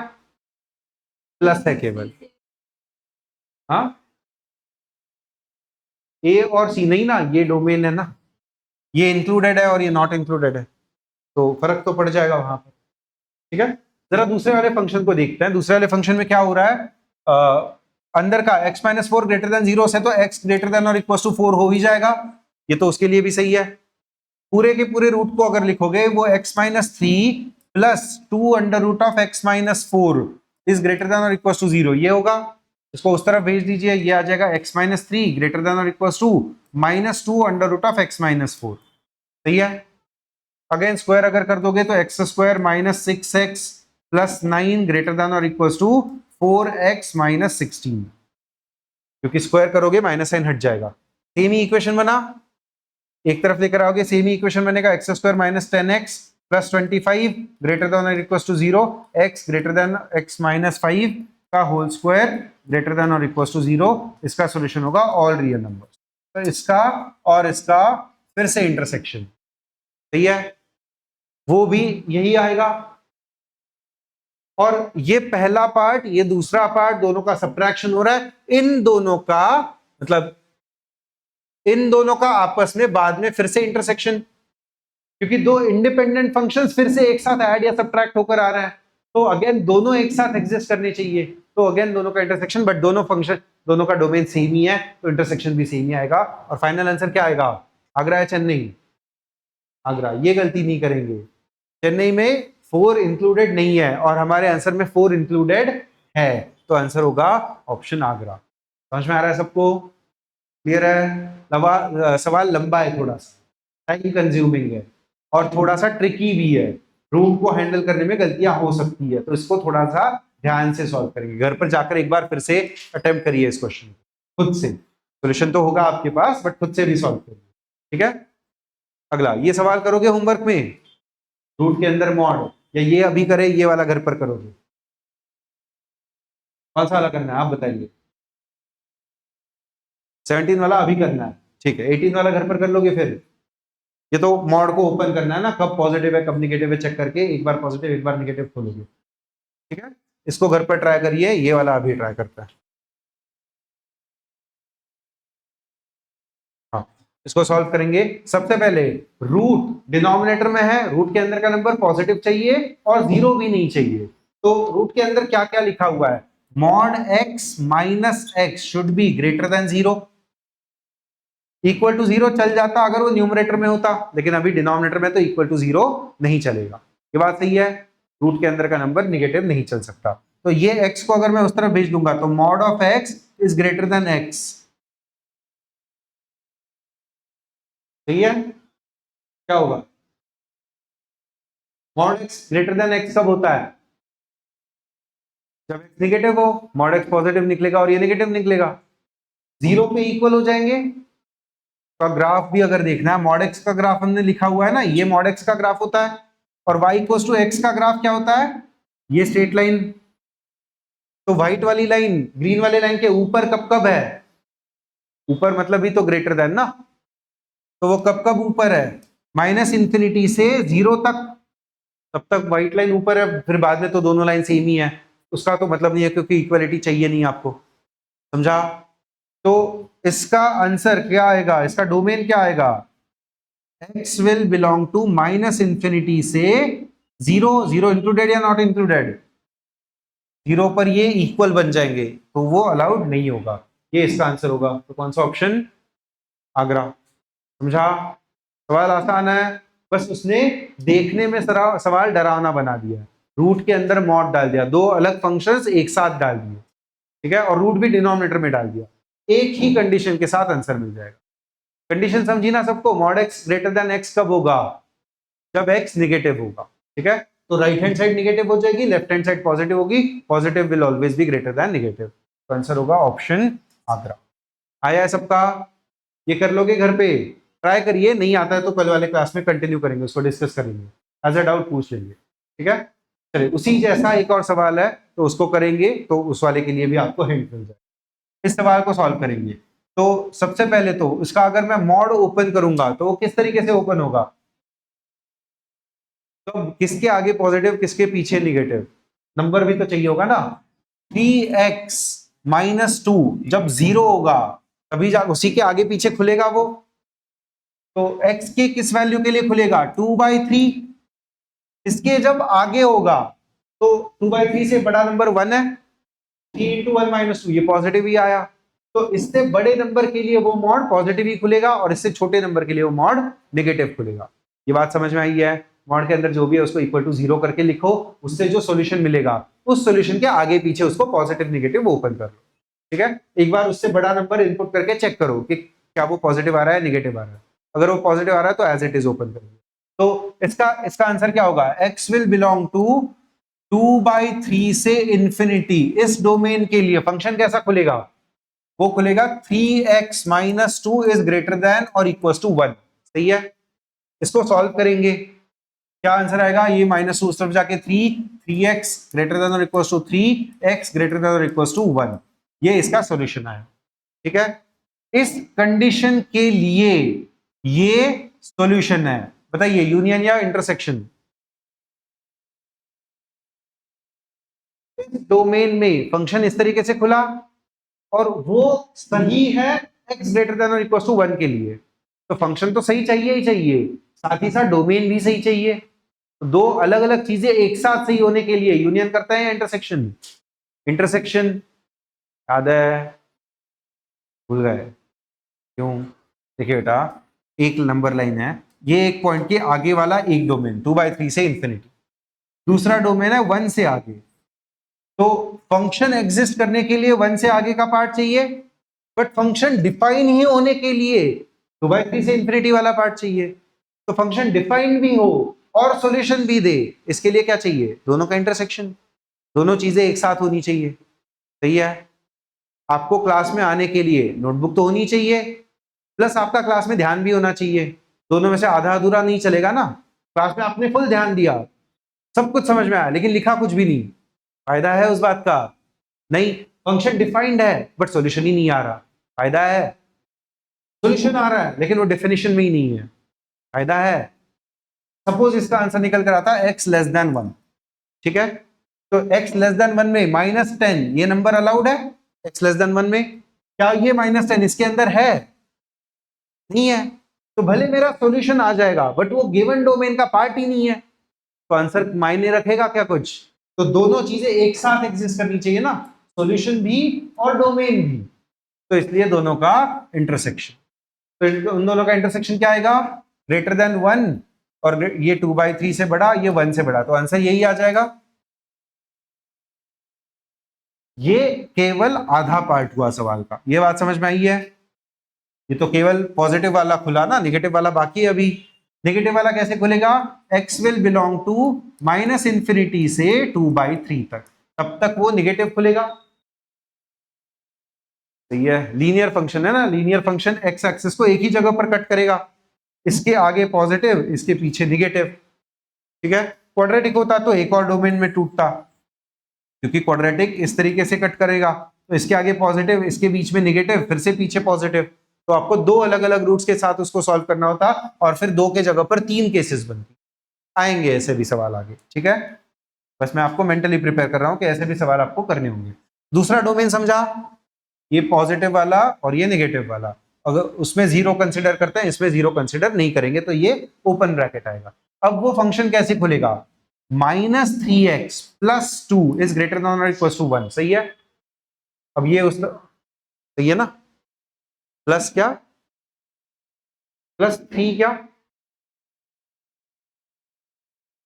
नहीं, वो -1 देगा, +2 उस तरफ जाके -2 होगा ना, +1 -2 तो -1 देगा, तो सही से लिखेंगे, ये 3x हो जाएगा, उस तरफ जाके ये -1 होगा, +1 - 2, सही है? तो x इज ग्रेटर देन और इक्वल टू -1/-3, ये कैंसिल होके 1/3, तो x ग्रेटर देन 1/3 और ये लेस देन इतना, सही है? दोनों का इंटरसेक्शन कितना? -इंफिनिटी से 2/3, यहां पर 2/3, ये इसके पीछे वाला पार्ट, और ये 1/3 से आगे, 1/3 इंक्लूडेड, इंटरसेक्शन इतना ही पार्ट आया, इतना ही तो पार्ट आया ना इंटरसेक्शन। तो आंसर क्या आया इससे? 1/3 इंक्लूडेड से 2/3 एक्सक्लूडेड तक इसका आंसर, और इसका 1 से आगे वाला आंसर, तो इसके साथ यूनियन 1 से इंफिनिटी, ये आंसर आएगा। क्या ये कोई सी ऑप्शन में दिख रहा है?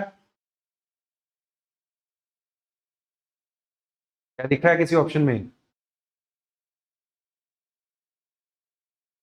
वाला पार्ट तो दिख गया, 1 से इंफिनिटी, पीछे वाला पार्ट मैच नहीं किया ना, 1/3 से 2/3 लिखा है, उन्होंने -इंफिनिटी से 1/3 लिखा है, मतलब हमने कुछ गलती की है और जानबूझ के की है मैंने। हाँ, कैसे? ये x ग्रेटर देन और इक्वल टू 1/3 सही लिखा है, तो 1/3 से बड़ा ये वाला सेट हुआ, और ये -∞ से 2/3 ये वाला सेट हुआ, इन दोनों का इंटरसेक्शन तो यही पार्ट आया, वो तो सही लिखा है। आप कुछ बोल रहे थे पीछे, ब्लैक शर्ट, आप लास्ट बेंच कुछ बोल रहे थे ना आप, कोई तो भी बोल रहा था यहाँ पर, आप हाँ बोलिए, किस चीज की? ग्रेटर देन लेस देन बनेगा कहां पर? यहां पर, यहां पर क्यों? -3 लेकर गए तो साइन चेंज नहीं होगा। मैंने जानबूझ के गलती की, किसी ने पकड़ी ही नहीं, एक बच्चे ने पकड़ी क्लास में, समझा? नहीं नहीं नहीं, कॉन्सेप्ट सही से देखेंगे, इसके आगे सही से अच्छा ये पूरा ही गलत था, इसके आगे जानबूझ के गलत किया था, इसको सही से देखेंगे, ये सही है। +2 को मैंने दोनों तरफ -2 कर दिया, 3 है -3x +2, मैंने यहाँ पर -2 कर दिया, यहाँ पर भी 1 -2 कर दिया, ये तो ठीक है, दोनों तरफ मैंने सेम नंबर सब्ट्रैक्ट कर दिया, इसमें कोई चेंज नहीं होगा, तो ये गायब होके ये -1 हो जाएगा। यहां तक हमने कर लिया था, तो ये फंक्शन क्या बना? ये बना -3x इज ग्रेटर देन और इक्वल टू -1। ठीक है, अब मैंने इस नंबर को -1/3 से मल्टीप्लाई किया। ठीक है, मैंने इस नंबर को -1/3 से मल्टीप्लाई कर दिया दोनों तरफ। एक इनइक्वलिटी को नेगेटिव नंबर से मल्टीप्लाई करने के बाद वो इनइक्वलिटी बदल नहीं जाएगी। 5 इज ग्रेटर देन 3, मैंने इसको -1 से मल्टीप्लाई कर दिया, क्या ये इनइक्वलिटी सेम ही रही? ये तो उल्टी हो गई, -3 अब बड़ा हो गया। तो जब भी आप इनइक्वलिटी को माइनस वाले साइन से मल्टीप्लाई या डिवाइड करोगे, इनइक्वलिटी का साइन बदल जाएगा, तो ये ऐसे हो गया, अब सही आ जाएगा, ये माइनस से माइनस, ये +1/3, ये आपस में cancel, x is less than और इक्वल टू 1/3 आया, समझा? अब नंबर लाइन प्लॉट करके देखिए, x ग्रेटर देन और इक्वल टू 1, 1 से आगे ये वाला नंबर ऊपर वाला, और इसके लिए इन दोनों का इंटरसेक्शन है ना, तो ये कितना आ जाएगा? 1/3 से छोटा 1/3, यहां पर 1/3 से छोटा 1/3 इंक्लूडेड, और ये -∞ से 2/3, तो इन दोनों का आपस में इंटरसेक्शन, ये 2/3 यहां पर आ गया, तो ये तो बनाने की जरूरत ही नहीं है, इसका इंटरसेक्शन तो यही वाला पार्ट बनेगा, तो ये ऊपर वाला डोमेन वाला पार्ट बनाओ ही मत। ये और ये, अब इन दोनों का क्या यूनियन या इंटरसेक्शन? यूनियन, क्यों? ऊपर वाला अलग फंक्शन, नीचे वाला अलग फंक्शन एक साथ एग्जिस्ट कर ही नहीं सकते, डोमेन ही अलग अलग है दोनों के, तो ये फंक्शन का अलग सॉल्यूशन, ये फंक्शन का अलग सॉल्यूशन, दोनों अलग अलग डोमेन के लिए दोनों अलग अलग सॉल्यूशन एक ही फंक्शन में मर्ज हो गए। मर्ज करना मतलब यूनियन करना, तो इन दोनों का यूनियन हो जाएगा, तो ये फाइनल आंसर, ये प्लस ये क्या होगा? फाइनल आंसर -∞ से 1/3, 1/3 इंक्लूडेड, यूनियन 1 से infinity, which is option Delhi. समझा है सवाल? अच्छा सवाल है, लंबा सवाल है, टाइम कंज्यूमिंग है, घर पर फिर से एक बार अटेम्प्ट करेंगे पक्का? अगले सवाल पर चले, या हजम करना है? थोड़ा सा हजम करना है, थोड़ा डाइजेस्ट करना है इसको, सर घूमने नहीं लगा ना किसी का? बेटा सवाल है अच्छा, ध्यान देने लायक सवाल है, और कंडीशंस में तोड़ने में ही आपकी बहुत ज्यादा मेहनत जाएगी, तो उसकी प्रैक्टिस करना जरूरी भी है। कैसे तोड़ा है कंडीशन में, उसको जरा ध्यान से देखेंगे। मॉड के अंदर जो भी लिखा है उसको इक्वल टू 0 कर दो, जिस नंबर पे वो इक्वल टू 0 होगा उसके जस्ट आगे वाला कोई नंबर डाल के चेक कर लो क्या वो वैल्यू पॉजिटिव दे रहा है या नेगेटिव दे रहा है। किस नंबर पे 0 आया था? 2/3, उसके आगे का नंबर है 1, 2/3 से थोड़ा बड़ा 1, मैंने इसके अंदर अगर 1 इनपुट किया तो 3 - 2 वो आया 1, मतलब 2/3 के आगे के लिए वो फंक्शन पॉजिटिव वैल्यू दे रहा है, मतलब जैसे कि वैसे खुलेगा, तो 2/3 से आगे, 2/3 से इंफिनिटी के लिए ये फंक्शन खुला, 3/2 3x - 2 पॉजिटिव में खुला, ग्रेटर देन इक्वल टू 1, उसको सॉल्व करके दोनों का इंटरसेक्शन। फिर इसके पीछे वाला नंबर चेक करो, -1 चेक कर लो, -3 - 2 वो -5 आ रहा है, तो नेगेटिव वाले नंबर के लिए, मतलब इसके पीछे वाले नंबर के लिए वो नेगेटिव फंक्शन दे रहा है, तो नेगेटिव ओपन करेंगे तो -3x + 2 बना, ग्रेटर देन इक्वल टू +1 हुआ, उसको सॉल्व करेंगे, ध्यान से सॉल्व करेंगे, नेगेटिव वाले नंबर से मल्टीप्लाई कर रहे हैं, इनइक्वालिटी उल्टी होगी, इन दोनों का आपस में इंटरसेक्शन करेंगे, यही नंबर आएगा, फिर ये और ये इन दोनों का यूनियन, फिर वो आपको आंसर दे देगा ऑप्शन बॉम्बे। समझा है? लंबा सवाल है, ट्राई करेंगे एक बार फिर से। चलिए अगले सवाल पर आएंगे।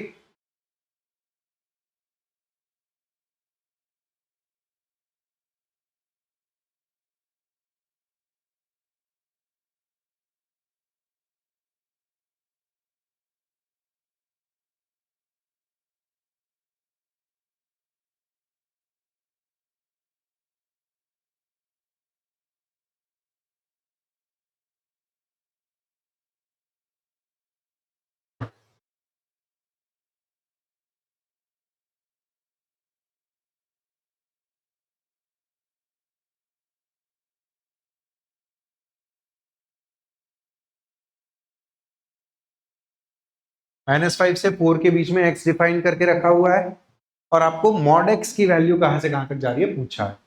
यहां पर बीच में कहीं पर 0 आएगा, मॉड x का फंक्शन ऐसा आगे जाएगा और ऐसा पीछे जाएगा, सही है।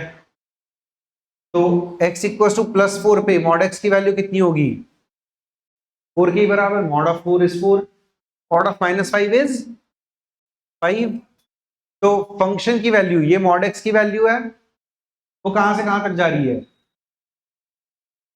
5 तक तो पहुंच रही है, 4 तक भी पहुंच रही है और 0 से स्टार्ट कर रही है। 0 से ही तो ऊपर है ना, दोनों तरफ ऊपर जा रहा है। 1 to 1 फंक्शन नहीं है, मैनी टू वन फंक्शन है, बट कहां से कहां तक जा रहा है, मिनिमम 0 है, मैक्सिमम 5 है। तो मॉड x कहां से कहां तक जाएगा, 0 से 5। आगे आंसर, मुश्किल है सवाल कुछ, समझा। मॉड x का ग्राफ बना दीजिए, डायरेक्टली आपको आंसर समझ में आए। x इक्वल 4 तक कैसे जा रहा है ये नहीं समझा। 0 से 4 तक अगर आप ग्राफ प्लॉट करोगे तो वो y इक्वल टू x के बराबर जाएगा। तो x इक्वल टू 4 पे y की भी वैल्यू या मॉड x की भी वैल्यू 4 ही आ जाएगी। तो पॉजिटिव वाले साइड में 0 से 4 तक उसका रेंज है 0 से 4, लेकिन नेगेटिव वाले साइड पे -5 पर उसकी वैल्यू 5 आ जाएगी, ये वाली, ठीक है। तो उस तरफ 0 से 5 रेंज है, तो आगे रेंज है 0 से 4, पीछे रेंज है 0 से 5, दोनों का यूनियन 5, ठीक है। एक सवाल बाकी है इसमें, हाँ अगला सवाल सॉल्व करेंगे।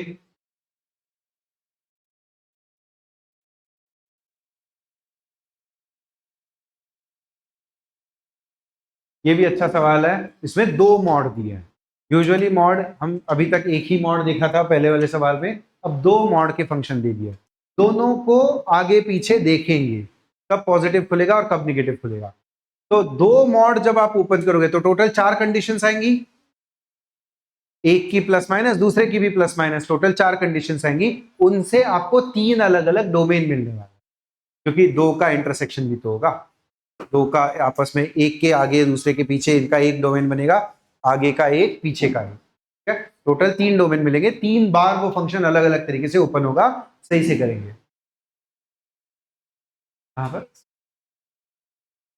मुश्किल बनेगा जब आप मॉड को एज इट इज इस तरफ भेजोगे, तो mod of something minus mod of something is less than 0 लिखोगे, तो उससे तो अच्छा यही है, mod of something minus mod of something less than 0। इसको सॉल्व कैसे किया जाएगा, mod x minus mod y is less than 0। आपको x और y का कोई रिलेशन ही नहीं पता है, आप लिख भी नहीं पाओगे, ठीक है।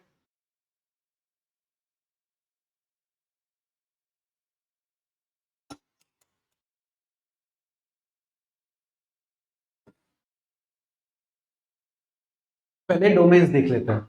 इसके लिए क्या कंडीशन होगी, x इक्वल्स टू 3/2 इसके लिए क्रिटिकल पॉइंट है, और इसके लिए x equals to -5 critical point है। तो जरा देखते हैं कहां पर कौन पॉजिटिव है कौन निगेटिव है। -5 के आगे ये राइट साइड पॉजिटिव है, और ये 3/2 के आगे पॉजिटिव है, ये 3/2 और ये -5। इसको नाम दे देता हूं a, इसको नाम दे देता हूं b, ठीक है।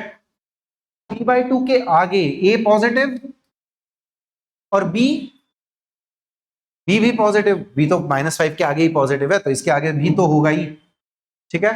तो तब ये 3/2 के आगे ये फंक्शन कैसा खुलेगा, 2x - 3 लेस देन x + 5, दोनों पॉजिटिव खुलेंगे।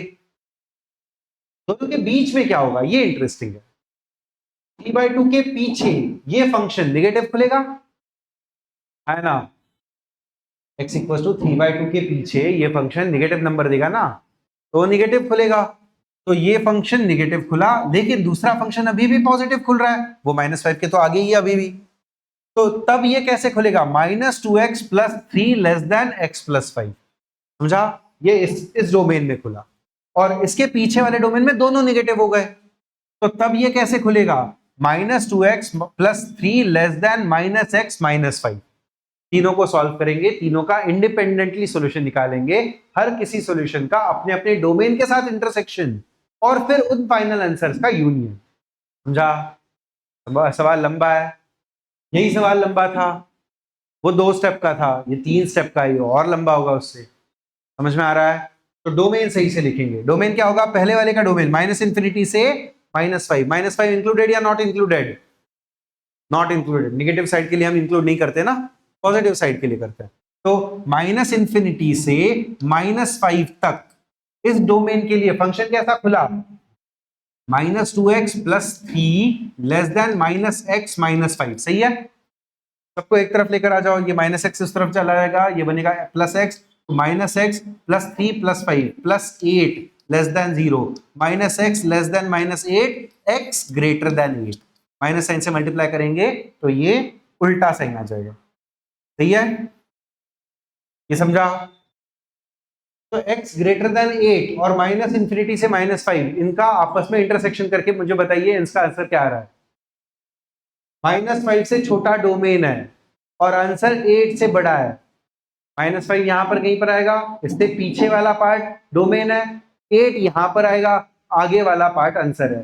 क्या दोनों का आपस में कोई इंटरसेक्शन होगा? कुछ भी नहीं। तो इसका आंसर क्या आएगा? Nothing, 5।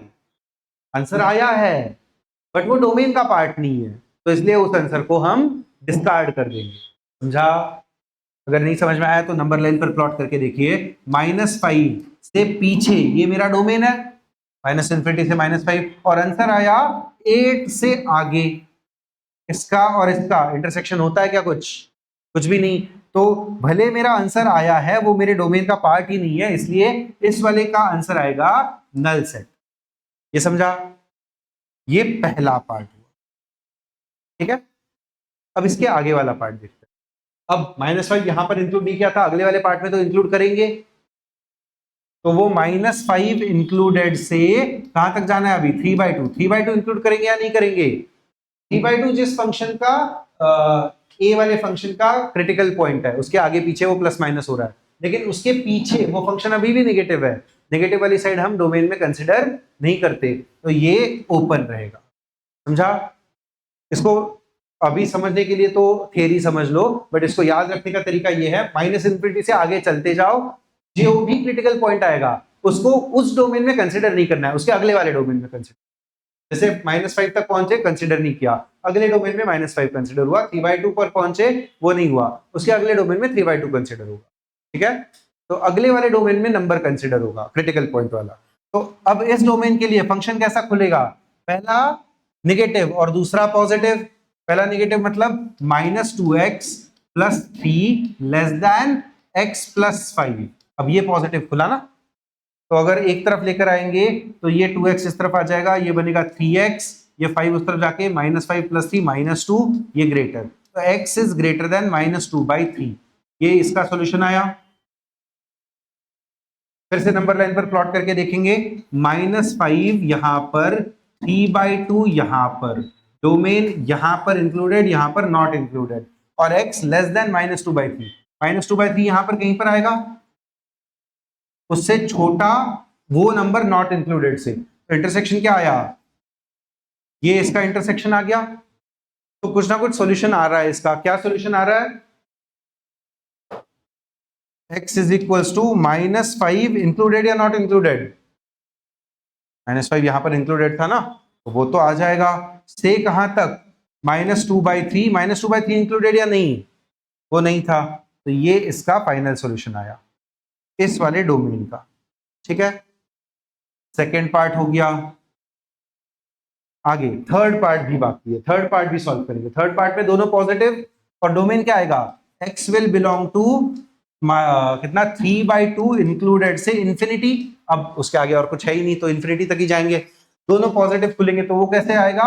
2x - 3 is less than x plus 5, एक तरफ लेकर आ जाएंगे 2x माइनस एक्स, बचेगा x less than 8, x less than 8 और 3/2 से infinity. Again number line plot कर लीजिए, नंबर लाइन पर क्या आएगा 3/2 से इंफिनिटी, 3/2 इंक्लूडेड ये डोमेन और ये 8 से छोटा, तो 3/2 इंक्लूडेड से 8, ये इसका इंटरसेक्शन आएगा, तो इसका आंसर आ जाएगा x will be equal to 3/2 से 8, 8 नॉट इंक्लूडेड। समझा? अब ये एक आंसर और ये दूसरा आंसर, ये दोनों आंसर सही है अपने अपने डोमेन में, डोमेन अलग अलग है, तो दोनों का हम क्या करेंगे यूनियन। दो अलग अलग डोमेन में जो आंसर आए वो दोनों आंसर, ये भी हो सकता है ये भी हो सकता है, दोनों में से कोई भी चलेगा, तो दोनों का यूनियन। फाइनल आंसर क्या आएगा, x will be equals to -5 से -2/3 नॉट इंक्लूडेड यूनियन 3/2 से 8, -2/3 से 8 दिया डायरेक्टली, -3 से 5, 5 से 9, 5 से 9 का तो कोई भी मतलब नहीं है, -8 से 2/3। कुछ गलत किया है क्या, साइन में कुछ गलती की है? कहां पर ये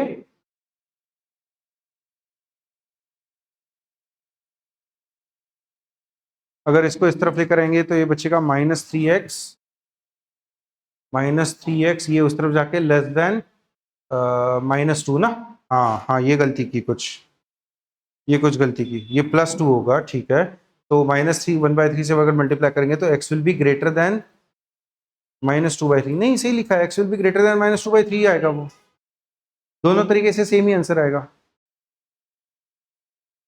क्या गलत लिखा है, ये ये वाला क्यों,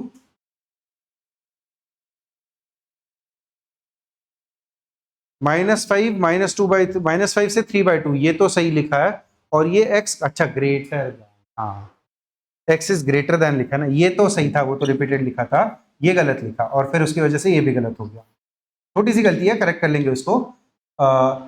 नंबर लाइन प्लॉट करेंगे, नंबर लाइन पर गलती की है, -5 से 3/2, -5 इंक्लूडेड 3/2 नॉट इंक्लूडेड, यहां से ये पार्ट हो गया डोमेन का, और ये -2/3 से आगे है, मैंने पीछे ड्रॉ कर लिया था, वो गलती हुई थी, वो ग्रेटर देन है ना, x ग्रेटर देन तो आगे होगा, अब इंटरसेक्शन ये वाला पार्ट होगा, तो इसका x will be equals to -2/3 not included से कहां तक 3/2 नॉट इंक्लूडेड तक, 3/2 भी इंक्लूडेड नहीं था, तो इसका आंसर आया ये और उसका आंसर आया ये, इन दोनों का फाइनली इंटरसेक्शन करना है। पहले डोमेन में x इज इक्वल्स टू -2/3 से 3/2 बोथ नॉट इंक्लूडेड, दूसरा x is equals to 3/2 included से 8, इन दोनों का क्या करना है मुझे, यूनियन। सही है, कब यूनियन और कब इंटरसेक्शन बहुत इंपॉर्टेंट पार्ट है बेटा, ठीक है, ध्यान रखेंगे इस बात को। इन दोनों का जब मैं यूनियन करूंगा, क्योंकि दो इंडिपेंडेंट डोमेन्स में फंक्शन का आंसर दे रहे हैं, तो दोनों डोमेन्स को जब मैं क्लब करूंगा पूरे फंक्शन के लिए, तो दोनों आंसर्स भी क्लब हो जाएंगे, विच इज यूनियन। तो नंबर लाइन पर अगेन प्लॉट करो, -2/3 से 3/2 ये नॉट इंक्लूडेड, और ये 3/2 से 8 इंक्लूडेड, तो ये वाला पार्ट तो इंक्लूड हो गया, एक में नहीं है लेकिन दूसरे में है, तो आंसर में तो आ जाएगा, तो -2/3 नॉट इंक्लूडेड से 8 नॉट इंक्लूडेड, ये आपका फाइनल आंसर होगा, -2/3 से 8। कौन सा ऑप्शन है ये, चलिए, इतनी मेहनत करनी होती है क्या सर सच में, किसके मन में आया ये ख्याल, इतना पूरा खिचड़ी करना पड़ेगा क्या, अभी छोड़ दे बेटा, ये एक्सपेक्टेड है, ठीक है, इस टाइप के इस लेंथ के इतने कॉम्प्लिकेटेड, इसको मुश्किल नहीं बोलूंगा मैं, ये मुश्किल नहीं है, क्या किया है हमने यहाँ पर मुश्किल, कुछ बहुत गंदा मैथमेटिक्स सॉल्व नहीं किया है, इनइक्वालिटी को हैंडल किया लीनियर फंक्शन में, बस बहुत बार किया, इसमें 3 बार की, इसमें 2 बार किया, इसमें 2 बार किया, उसमें 2 बार किया, फाइनली उनका यूनियन किया। तो सेम चीज, आसान चीज, जब आप एक ही सवाल में 5-5 6-6 बार करोगे तो गलती होने के तो चांस होंगे उसमें, ठीक है, ये सब आपको याद भी तो रखना है प्रोसेस। मैंने 1000 बार किया हुआ ऐसे, मुझे वो प्रोसेस याद है, बट आप पहली बार ही कर रहे हो, पहले नहीं 10 बार 10वीं बार कर रहे होंगे, तो आपको ये प्रोसेस याद रखने के लिए इसको बार बार करना होगा। Maths is always built with practice. जितनी आपकी प्रैक्टिस ज्यादा होगी उतना आपका मैथ्स डेवलप होता जाएगा। नॉट जस्ट कैलकुलेशन, आपका मैथमेटिकल थिंकिंग भी डेवलप होगा, जो बहुत इंपॉर्टेंट है इस पूरे प्रिपरेशन में। क्लियर है? तो ये पाथ, रास्ता इसका जो भी है, कहां से स्टार्ट किया, कहां तक पहुंचे, किस तरीके से पहुंचे, ये सब याद रहेगा। ये अभी 2-3 सवाल कर लिए हमने इस तरीके के। कब इंटरसेक्शन करना है, कब यूनियन करना है, याद रहेगा। फंक्शन के डोमेन के साथ फंक्शन का सॉल्यूशन हमेशा इंटरसेक्शन होगा, और दो अलग अलग डोमेन के सॉल्यूशंस आपस में यूनियन होंगे। 2, 3, 4 जितने भी अलग अलग डोमेन्स है, उन सबका आपस में यूनियन होगा। क्लियर है? हाँ, इसमें है ना, आ तो गया। चलने -2/3 से 8 बोथ नॉट इंक्लूडेड। वो थोड़ा बहुत ज्यादा लिखा है ना बोर्ड पे, तो शायद कंफ्यूज हो रहा होगा। ठीक है, चले आगे।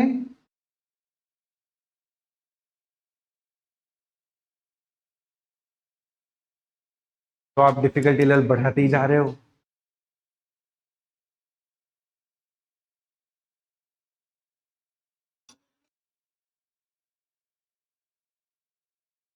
एक्स को सॉल्व कर सकते हैं मतलब? हाँ, x² + 1/x का मॉड करो।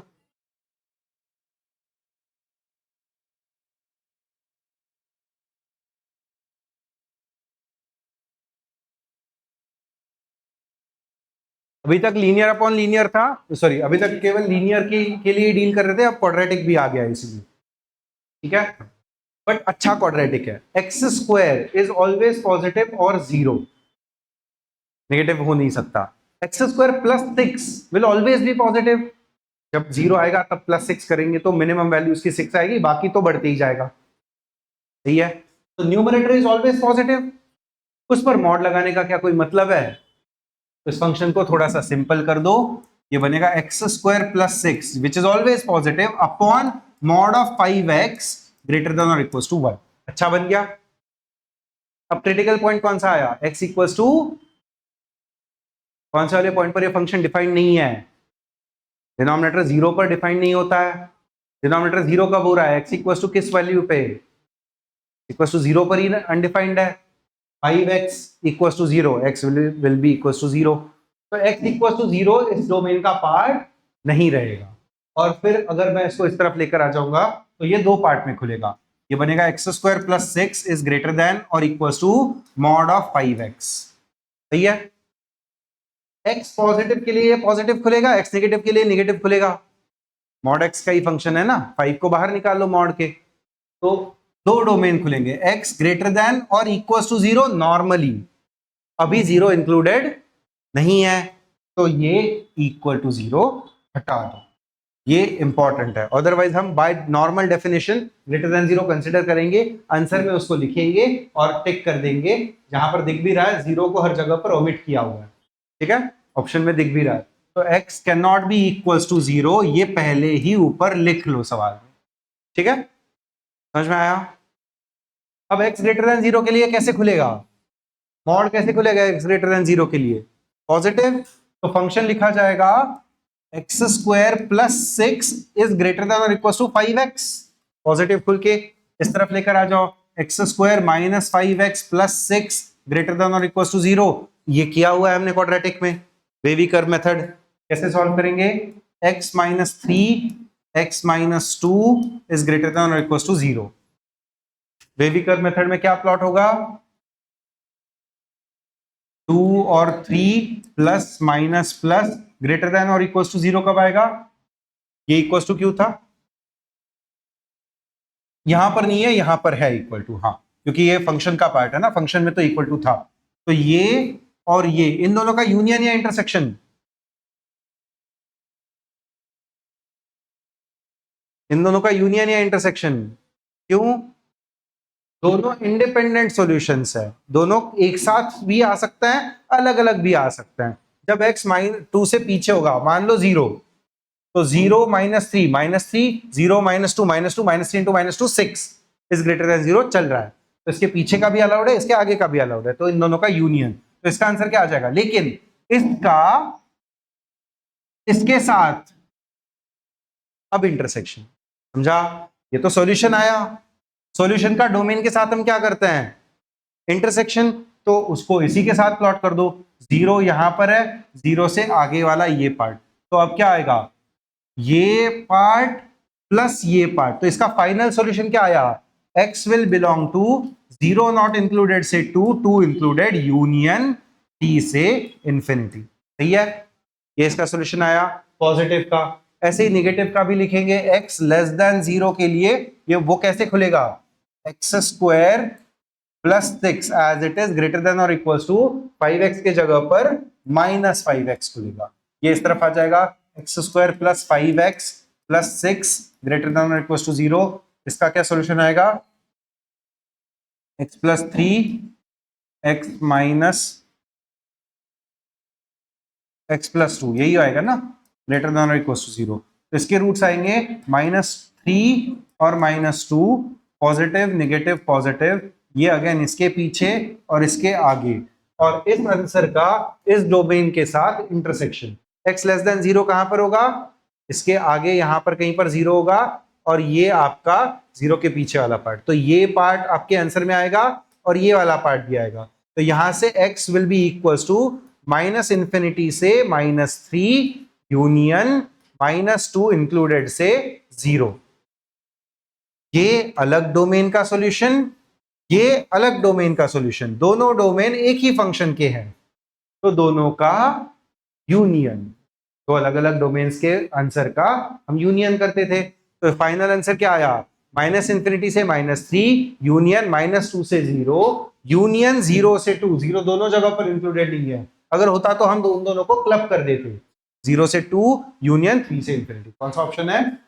मैच कर रहा है। 4 अलग अलग सॉल्यूशंस आए यहाँ पर, 4 अलग अलग सेट्स आए। पहला सेट है -इंफिनिटी से -3, दूसरा है -2 से 0 0 नॉट इंक्लूडेड, 0 से 2 अगेन 0 नॉट इंक्लूडेड, 3 से इंफिनिटी। ठीक है, एंड देन आ रहा है सबका आंसर। ये वाला करोगे होमवर्क में अटेम्प्ट? 4-5 सवाल होमवर्क में दे दिया है मैंने, इसको होमवर्क में ट्राई करिए। अगर नहीं आता है तो कल वाले क्लास में हम इसको डिस्कस करेंगे। ठीक है, कैसे सवाल थे आज? आ रहे थे? स्पीड इनफ है? क्या फास्ट चल रहे थे क्लास में? मेरे क्योंकि 1-2 क्लासेस ही हुए हैं आपके क्लास में, तो अभी तक एडजस्ट नहीं हुआ हूं मैं। आपके स्पीड के हिसाब से चलेंगे। आज के क्लास की स्पीड ओके थी? फास्ट चला जा सकता है क्या इससे? नहीं? ठीक है, तो इतनी स्पीड से ही कंटिन्यू करेंगे।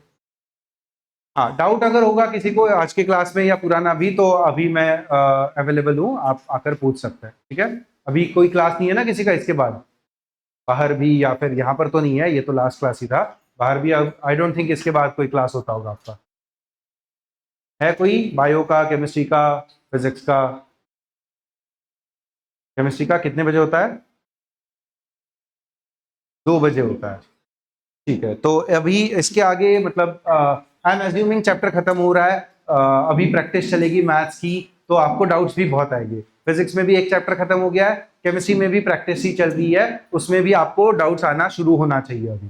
तो इसके आगे एक तो आपकी टेस्ट भी आने वाली है अभी। बताया है कि आपको कब है? 15 को टेस्ट है ना, 15-16 जो भी है उसके आसपास ही टेस्ट है। Last day of working, last day before holidays को टेस्ट होगी आपकी, तो आपको उसके लिए भी तैयारी करनी है। तो डाउट्स आना शुरू होने चाहिए अभी। तो आपको डाउट्स आए और टीचर अवेलेबल नहीं हो, ऐसे नहीं होने वाला। तो बिकॉज ऑफ दैट सुबह 12:30 तक, 12 बजे तक तो क्लास ही चलेगा। उसके आगे इमीडिएटली या तो नवीन सर या मैं कोई ना कोई अवेलेबल रहूंगा। कब तक? आपका केमिस्ट्री का क्लास 2 बजे है, 2 बजे तक तो एनीवे आप फ्री रहोगे। फिर उसके बाद भी हम 3:30 बजे तक तो यहाँ पर रहेंगे ही। या तो मेरा क्लास रहेगा तो नवीन सर रहेंगे, उनका क्लास रहेगा तो मैं रहूंगा अवेलेबल। फिर उसके आगे भी अगर आपको टाइम चाहिए होगा तो आपके पास मेरा नंबर है, नवीन सर का भी नंबर है, नहीं है तो व्हाट्सएप ग्रुप पर एडेड है, उसमें से ले लो। फिर हमें पर्सनली मैसेज कर दो या कॉल कर दो कि सर मुझे आज डाउट्स के लिए आना है, इतने इतने बजे आ सकता हूँ, क्या आप अवेलेबल रहोगे? अगर नहीं रहेंगे तो भी हम आ जाएंगे, मतलब पहले से अगर बता के रखोगे कि सर कल हमें शाम को 4 बजे डाउट्स के लिए आना है या 5 बजे आना है, तो हम उस हिसाब से अवेलेबल हो जाएंगे। ठीक है, अब इसके आगे ये आपकी जिम्मेदारी है, आप कितना टीचर का टाइम एक्सट्रैक्ट करते हैं। क्लास में तो आपको इनफ टाइम सबको मिलेगा, वो तो सभी को मिलेगा। इसके अलावा पर्सनली आपको आकर डाउट्स पूछने हैं, जो आपका काम है। हम केवल इनकरेज करेंगे कि आओ डाउट्स पूछो, टीचर्स अवेलेबल है, बट पर्सनली किसी को पकड़ के बोला नहीं जाएगा कि आप 4 दिनों से नहीं आए, आप 2 दिनों से नहीं आए, आप आज ही आए थे, ऐसे किसी को नहीं बोला जाएगा। उससे प्रेशर बिल्ड होता है कि आना ही पड़ेगा। तो ऐसा नहीं करने वाले, जितना आप क्वेश्चन सॉल्विंग करोगे उतने आपको डाउट्स आएंगे, जितने आपको डाउट्स आएंगे उतने आप आकर पूछोगे। ठीक है, और स्कूल के सिस्टम में मत रहो, आपको डाटा नहीं जाएगा जब भी आप डाउट लेकर आओगे। बहुत सिंपल सवाल का भी अगर डाउट आएगा तो भी लेकर आओ, उसको लेकर के बैठोगे वो बढ़ता जाएगा। इंस्टेड उसको डाउट क्लियर कर लो, इमीडिएटली क्लियर करो, 1 दिन के बाद क्लियर करो, बट क्लियर करो, और छोटे से छोटा डाउट भी क्लियर करो। एनकरेज किया जाएगा, डाटा बिल्कुल नहीं जाएगा। आपको बिल्कुल ऐसा कभी नहीं फील होगा कि बहुत सिंपल सा डाउट है सर मुझे क्या बोलेंगे, सर बुद्धू बोल देंगे मुझे, ऐसा बिल्कुल नहीं होने वाला। अगर बोल भी देंगे तो भी हंसी मजाक में बोलने वाले, बुद्धू ही बोलेंगे, आपसे जेई हो नहीं पाएगा, आप क्यों आए हो यहाँ पर, आपसे तो कुछ भी नहीं पॉसिबल है, आप कुछ कर नहीं पाओगे, ऐसा कुछ नहीं बोला जाएगा। इससे डिस्करेज होते हैं बच्चे, तो ये ऐसा कुछ नहीं बोला जाएगा, आपको कुछ नहीं किया जाएगा इस तरीके से। तो ये आपकी जिम्मेदारी है इसके आगे कि आप टीचर से मैक्सिमम पॉसिबल टाइम एक्सट्रैक्ट करो। ठीक है, चलो आज का क्लास यहीं पर एंड करते हैं। Thank you.